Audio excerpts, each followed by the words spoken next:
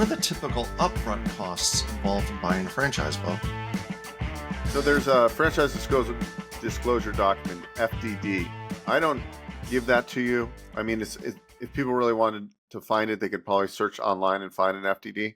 That's not our job as franchise consultants. The franchisor actually will send that to you, usually after your first call.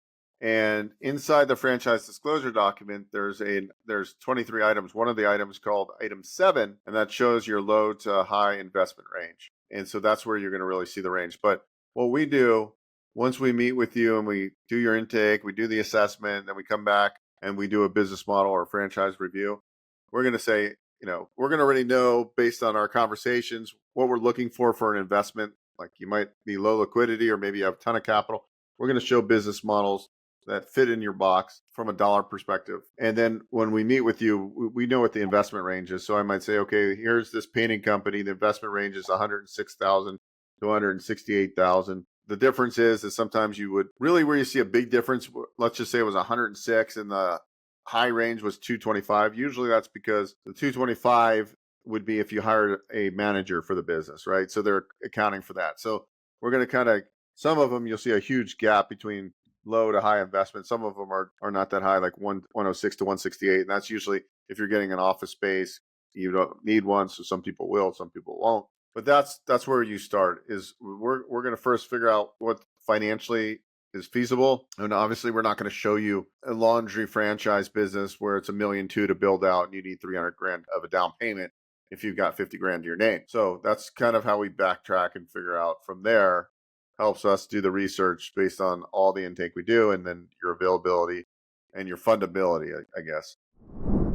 Okay, so can you explain what franchise fees are and how they work? So franchise fee. So typically on a franchise, they're going to have some sort of franchise fee. That's basically a fee you pay to invest into this business, to own the rights to market or to run this business for a specified period of time. So they have an initial franchise fee. They range from anywhere from 10,000. I mean, they're all over the place. 10,000, 70 to 70,000. It depends. Some are 30, some are 40. Generally 30, 40, 50 grand is somewhere where the franchise fee, depending on the franchise system. Some people buy 2 or 3 territories and there's a tiered down. So the first franchise territory, this is just all hypothetical, is 50 grand. Then the next one, if you bought 2 territories, it's 30 grand for the second. And then 25 for the third territory. When they're figuring out, when you're talking with the franchise development person, a lot of them, it's dependent on the territory size, the franchise fee, because their initial franchise might be for 1 million people or 200,000 people, and then some people, based on the geographic location, say, well, I want to own this whole territory, and that's where your franchise fees can vary. And then sometimes there's startup packages. So if you're buying into a home service business and they have proprietary like power washers or stuff like that, that's sometimes in your total project cost as well. And that's what you're going to see in item 7 of the FDD. Besides the initial franchise fee and some of the startup costs you talked about, the upfront costs, what other financial commitments should buyers expect? Well, you're making a commitment that you're going to operate this franchise for a 5 or 10 year, whatever the franchise agreement is. So that's a commitment that you're signing in your franchise agreement. Sometimes you're making in the franchise agreement, you're saying that you're going to spend X amount of dollars in marketing per month.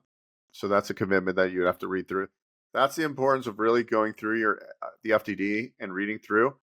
We have some supplemental training that was done by an attorney on how to review the FDD. It's very important, obviously, that you take the time to review this 300-page document. Even though it's boring, this is important because you're signing and you're making a big financial commitment. We always advise, too, that before you sign the franchise agreement, you probably want to meet with a franchise attorney and pay them to CYA, because there's a lot of things they might call out and say, wait a second, maybe it's a newer franchise. If it's a very established franchise, typically you're not going to have much negotiation power. But if it's an emerging franchise and they have wide open territory throughout the nation, sometimes you can negotiate much bigger territory. So know what you're getting into and really try to put yourself in the best position possible. But realize too, if they've got 300 locations already, there's less negotiation power versus a brand that's got 10 or 15 locations. So you've mentioned franchise fees. Can you contrast that with how ongoing royalties work in franchise ownership? Sure. So inside the franchise agreement, you're also going to have what your royalties are, and usually most all franchises have a royalty. So that would be based typically on top line revenue for the month. So it might say 5% of top line revenue. So every month you would cut a check for ACH that you did 50 grand in revenue, 5% of top line. It's going to be specified in the franchise agreement. It could be a tiered program where it starts at 5, and if you make so much, some of them go down, some of them go up. As far as percentages of some incentivize you for being more successful, saying, hey, once we get to this point, you're going to go from 6% royalty to 5. And then some franchises have a national advertising fee, which could be 1% to 2%, or it could be less, it could vary, it could be a dollar amount. And that goes to build the marketing nationally of that particular franchise. So once again, this is stuff we uncover within the franchise disclosure document, and you're going to be doing multiple due diligence calls, and they're going to walk through all these things with you as we start getting you into starting to talk and have conversations with these particular franchise systems. So, last question. What additional expenses should franchisees budget for, such as marketing fees or working capital or anything else that somebody might forget about? In the item 7, they usually have like 3 months of working capital built in, is what you'll see. But the problem is sometimes some franchises aren't going to ramp up that quick. And some of them take 12 or 14 or 15 months to become cash flow.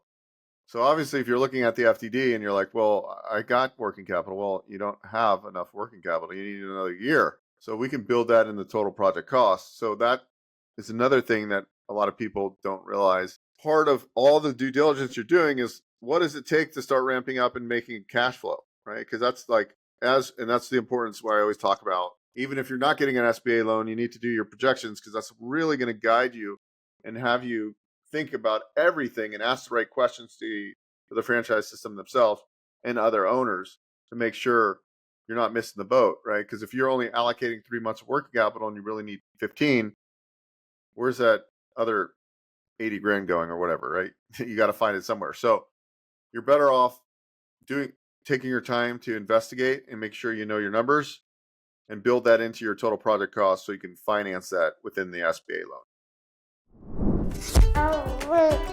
Hi guys, Bo Exine here, and I'm with Baby Bo. Baby Bo is just a little over 4 months. He's my first child, my wife and I.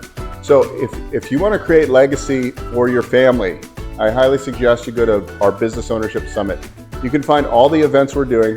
Primarily, they're all free. You can go to boexstein.com/events. And I hope to see you at one of our events where we teach business ownership, how to leverage SBA financing, tax strategies. I'm not a CPA and an attorney, but we bring CPAs on. You're going to learn why everyone should own a small business. So I hope you attend. Go to boexstein.com/events. I'll see you at the next one. Hey guys, Bo Exine here. If you enjoyed what you saw, please subscribe to this channel. We talk all things financing. I've been in the lending industry for over 20 years, and I'm happy to answer your questions and provide great content.